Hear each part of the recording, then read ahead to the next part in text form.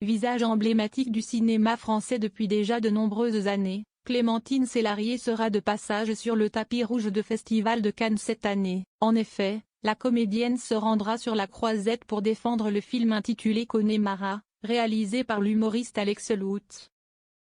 Pour l'occasion, celle qui a récemment tourné dans une nouvelle fiction pour TF1 a accordé une longue interview au magazine Gala le jeudi 15 mai 2025. Clémentine Célarié a d'ailleurs profité de cet entretien pour annoncer officiellement sa récente séparation avec son compagnon, avant d'en dévoiler les raisons.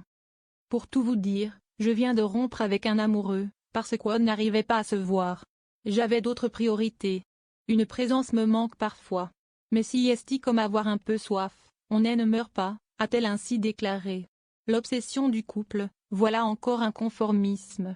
Avec Jérôme, un ami très cher, je n'ai beau mec en plus, on se tient parfois la main dans la rue, je l'appelle « mon amour », et on se marre en imaginant ce que les gens pensent. Jamie les hommes plus jeunes, si est-il vrai, et alors? En amour, il n'y a pas de contrat ni de négociation. Si est-il tout ou rien.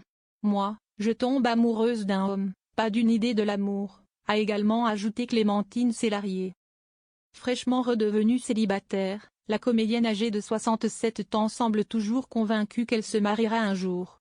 Ce n'est pas un fantasme, si est une conviction, a-t-elle ainsi lancé. J'ai déjà failli me marier, et puis j'y ai renoncé. Mais s'épouser après des années de vie commune, je trouve ça beau et marrant. Oui, j'aimerais bien me marier en blanc, avec mes enfants, mes petits-enfants et peut-être même mes amants. Je dois avoir entre 40 et 50 ans dans mon cœur, a aussi précisé Clémentine Célarié. En parallèle de ses tournages pour la télévision et le cinéma, l'actrice a récemment sorti un livre autobiographique baptisé Ce feu qui me brûle. Au sein de cet ouvrage, disponible en librairie depuis le 7 mai 2025, la comédienne évoque notamment son amour de la scène, mais aussi son cancer du côlon. Pour rappel, cette maladie, dont elle est aujourd'hui guérie, lui avait été diagnostiquée en 2020.